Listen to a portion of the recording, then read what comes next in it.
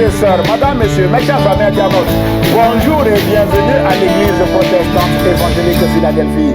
Ici votre bien-aimé, pasteur Célestin Zouga. Je suis toujours dans la joie de partager la parole de Dieu avec vous, mes chers amis internautes.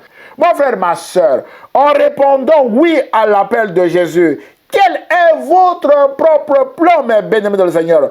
Peut-être que vous avez reçu un vrai appel à servir Jésus et que votre impatience vous a conduit à aller ailleurs, chez les gourous, chez les magiciens, dans des sectes pernicieuses, mais bien aimés de le Seigneur, ou des mauvais endroits afin de conclure une alliance avec Satan pour la croissance de votre ministère et pour vous enrichir rapidement, mais bien aimés de le Seigneur. Mon frère, ma soeur, ami serviteur, ne laissez pas votre impatience détruire votre appel. Jésus a dit en Matthieu chapitre 6 verset 24 que nul ne peut servir deux maîtres, car où il haïra l'un et aimera l'autre, ou il s'attachera à l'un et méprisera l'autre. Vous ne pouvez servir Dieu et maman ou Dieu et argent, déclare Jésus. C'est pourquoi Jésus vous appelle aujourd'hui à travers ce message à prendre la décision de quitter ces sectes ou ces lieux de mort et de revenir dans votre appel.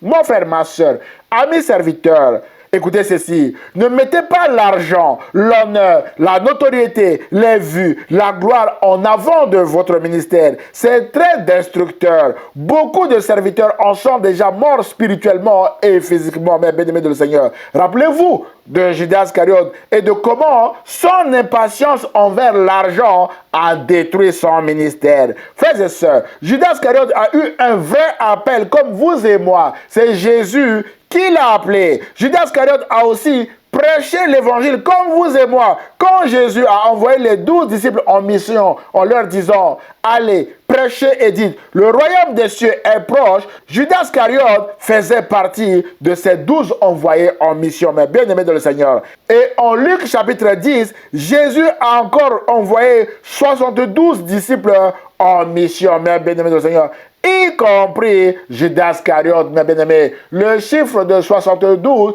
j'ose comprendre qu'il y avait les 12 disciples de Jésus et aussi 60 autres disciples, mes bien-aimés de le Seigneur. Ils sont allés en mission et ils sont revenus tout contents de ce que même les démons leur sont soumis. Mais Jésus leur a dit que ne vous réjouissez pas de ce que les esprits vous sont soumis, mais réjouissez-vous de ce que vos noms sont écrits dans les cieux. D'après Luc chapitre 10, verset 20, mais bien aimé de le Seigneur. À cet instant T, mon frère, ma soeur, le nom de Judas Iscariote était encore inscrit dans le ciel. Malheureusement, le nom de Judas Iscariote a été rayé du ciel parce qu'il a mis l'argent en avant de son ministère par la suite avec ses 30 pièces d'argent de la trahison de Jésus et son baiser de Judas Iscariote, mais bien aimé de le Seigneur. Il a perdu son âme et son ministère. Et le champ acheté avec cet argent est appelé Akeldama, c'est-à-dire le champ du sang, d'après Actes chapitre 1er, verset 19. D'où la célèbre question de Jésus en Marc chapitre 8, verset 36, qui dit « Que sert-il à un homme de gagner le monde entier s'il perd son âme, mais bien-aimé de le Seigneur ?» À rien du tout dans le cas de Judas Iscariote. C'est pourquoi, prudent et respectueux de ce qui était arrivé à Judas Iscariote dans son discours en Acte 1er, Pierre dira, mais bien évidemment par la suite, à un autre magicien qui lui a proposé de l'argent en contrepartie des dons de l'Esprit que ton argent périsse avec toi, Simon, puisque tu as cru que le don de Dieu s'acquérait à prix d'argent. Il n'y a pour toi ni part ni lot dans cette affaire, car ton cœur n'est pas droit devant Dieu, mes bien-aimés. Et Pierre lui dit, réponds-toi donc, Simon, de ta méchanceté et prie le Seigneur pour que la pensée de ton cœur te soit pardonnée, s'il est possible. Et tout tremblant, Simon dit à Pierre, priez vous-même pour moi, afin que rien de ce que vous venez de dire ne puisse m'arriver. Et le récit est terminé là, mais bien aimé dans le Seigneur. Mon frère et ma soeur, la solution est la repentance si vous marchez comme Judas Iscariot, si vous marchez comme Simon ici. Mes chers amis, toujours dans son rapport avec l'argent, dans son ministère, Pierre dira même à un paralytique qui lui a demandé de l'argent en Actes chapitre 3, versets 6 à 8 que je n'ai ni or ni argent, mais ce que j'ai, je te le donne au nom de Jésus-Christ de Nazareth. Lève-toi, prends ton lit et marche. Et le prenant par la main droite, il le fit lever. Au même instant, ses pieds et ses chevilles devinrent fermes. D'un saut, il fut debout et il se mit à marcher. Voilà la puissance de la parole de Dieu. La puissance que Jésus a donnée à ses serviteurs. Ce n'est pas la puissance, mes bien-aimés, de l'argent, mais c'est la puissance de l'esprit, mes chers amis internautes. Frères et sœurs, malheureusement aujourd'hui, certains serviteurs ont vendu leurs âmes à Satan à cause de l'argent et des biens matériels de ce monde. Et je le dis avec beaucoup de respect, mes chers amis internautes.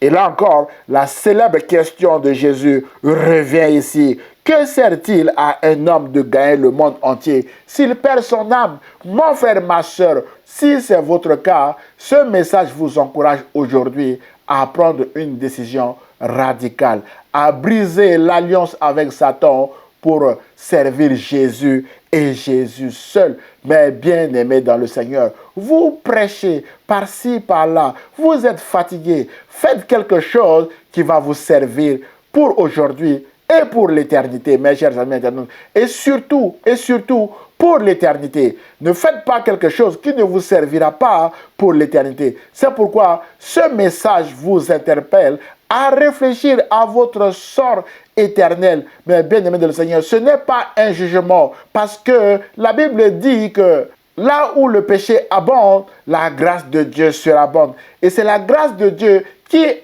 en train de vous chercher à travers ce message. Regardez le nombre de prédications que vous avez déjà données. Regardez le ministère que vous avez déjà fait, mes bien-aimés de le Seigneur. Réfléchissez à cela, prenez une décision de briser toute alliance avec Satan et de servir Jésus et Jésus seul. Et vous verrez la gloire de Dieu s'accomplir dans votre vie, mes chers amis internautes. Vous aurez aussi et surtout la vie éternelle en Jésus-Christ, mais bien aimés dans le Seigneur.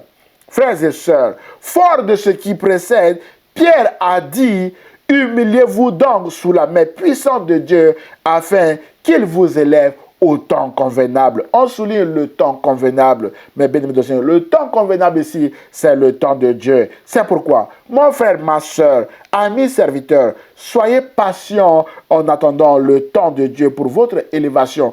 Car l'or et l'argent appartiennent à notre Dieu, d'après Agé chapitre 2, verset 8. Et ne laissez pas votre impatience détruire votre appel, mes bien-aimés dans le Seigneur. Rappelez-vous que l'impatience des disciples d'Emmaüs allait détruire leur appel, allait détruire leur ministère. Mais la bonne nouvelle est que Jésus les a rattrapés et Jésus les a ramenés dans le ministère.